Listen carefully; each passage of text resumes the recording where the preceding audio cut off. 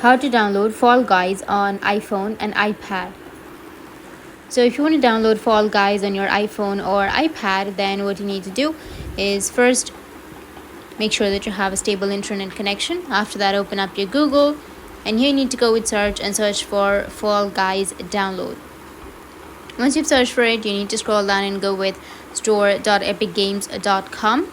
Once you've searched, now here if you scroll down, then here you will have get option under Fall Guys. You need to tap on that get option.